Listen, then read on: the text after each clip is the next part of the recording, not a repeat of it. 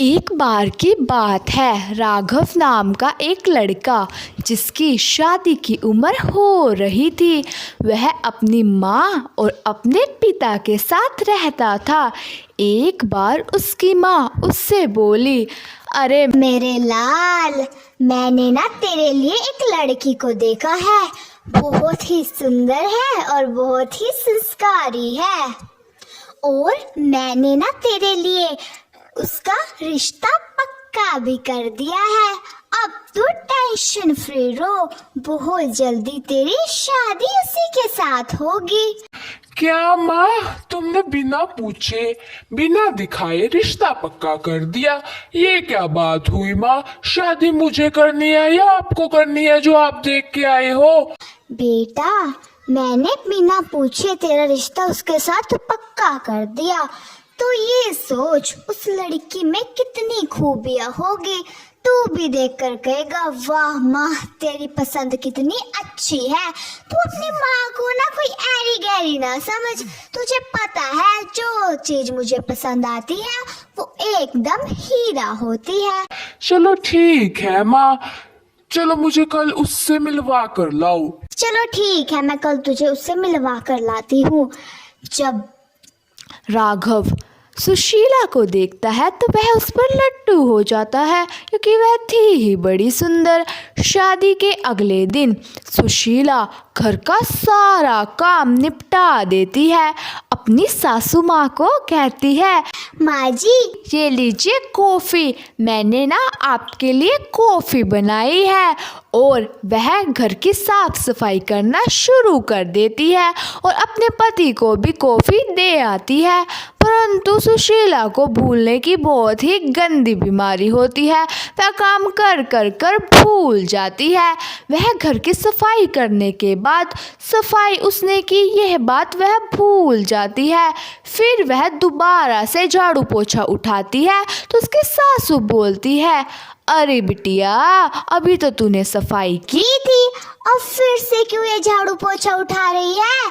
खाना बना जाके। अच्छा, मैंने सफाई कर दी है। हाँ, घर तो साफ सुथरा लग रहा है। हाय, मैं कितनी भुलक्कड़ हूँ यार, मैं ये भी भूल गई।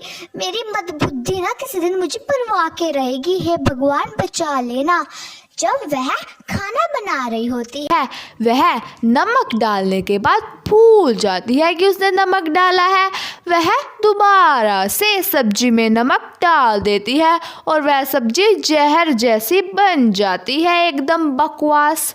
फिर वह वो खाना अपनी सासू माँ को खिलाती है और सासू माँ वह खाना खाकर बहुत ही गुस्से में आ जाती है।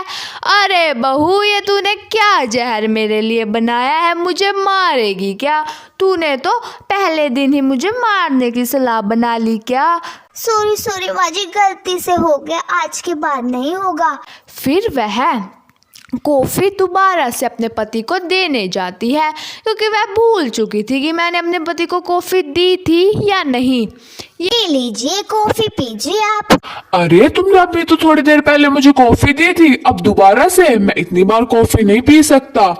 यह बात उसके पति ने अपनी माँ को जाकर बताई। उसकी माँ ने भी सब्जी वाली बात अपने बेटे को बताई।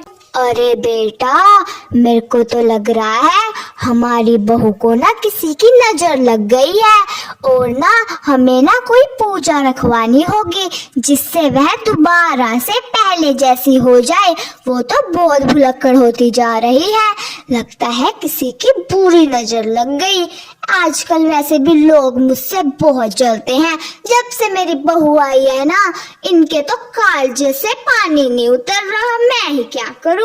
हाँ, चल, ए बहू सुन, तू ना मोहल्ले में जा और सबको बुला के लेकर आ कि शाम को ना हमने पूजा रखवाई है और सबको आना है। वह मोहल्ले में सबसे पहले रेखा के घर जाती है। दीदी सुनो, मेरी सासू माँ ने ना पूजा रखवाई है, आप सभी को जरूर आना है। फिर वह अमृता के पास जाती है कि मेरी सासू माँ ने ना पूजा रखवाई है, आप सभी को दोबारा आना है। फिर वह भूल जाती है कि मैंने रेखा को भी यही बात कही थी कि आना है हमारे घर, पर वह ये बात भूल गई। वह दोबारा रेखा के पास चली गई। दीदी, अब मेरी सासू माँ ने कहा है कि ना हमारे घर ना पूजा में आना है। रेखा अचंभित हो चुकी है कि अभी तो ये मुझे कह कर गई थी, ये दोबारा से आ गई। ऐसे करते करते वह सबके घर में 3-4 बार चली गई, क्योंकि उसे भूलने की बीमारी थी। और सारे मोहल्ले वालों ने यह बात पूजा वाले टाइम उसके सासू माँ को बताई, और वह बहुत ही जोर जोर के हंसने लगी कि तेरी बहू तो कैसी सी पागल है, भुलक्कड़ है, बार बार हमारे घर आई जा रही थी, पता नहीं क्या बीमारी है, तो कैसी बहू लेकर आई है। और यह सब बातें सुनकर उसकी सासू माँ को बहुत बुरा लगता है। वह अपने बेटे को कहती है, बेटा, मैं तो तेरे लिए कैसी भुलक्कड़ बहू ले आई, मैं तो परेशान हो चुकी हूँ, इसने तो मेरी बेइज्जती करवा रखी है, पता नहीं कैसी सी लेकर आई मैं तेरे लिए, मेरे तो भाग ही फूट गए। नहीं मम्मी, ये इतनी अच्छी है, घर का सारा काम करती है, हमें इज्जत देती है, आपको इतना इज्जत देती है, ऐसी बहू कहीं मिलती है?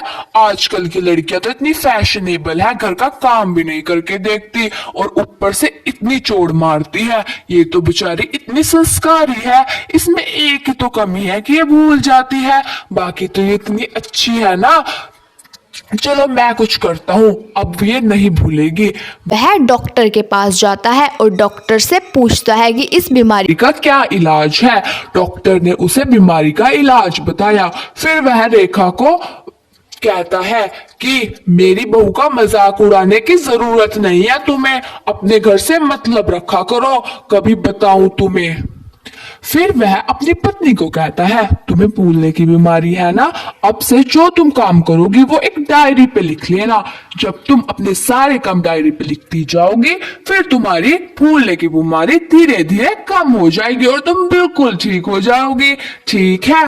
वह ऐसा ही करने लगी और उसकी भूलने की बीमारी बंद हो गई, क्योंकि अब वह डायरी में जो जो काम करती वो लिखती। अब मोहल्ले में कोई भी उसका मजाक नहीं उड़ाता, सभी उसके साथ बहुत प्यार से रहते हैं और सभी उसके चर्चे करते हैं कि यह बहू तो बहुत सुंदर और संस्कारी है, और सबको सीख देते हैं कि बहू हो तो ऐसी हो जो इतनी अच्छी है। गाइस, अगर आपको मेरी स्टोरी पसंद आई हो तो मेरी स्टोरी को लाइक करना, मेरे चैनल को सब्सक्राइब करना और मेरे चैनल को सपोर्ट जरूर करना, my loving audience. Thank you so much.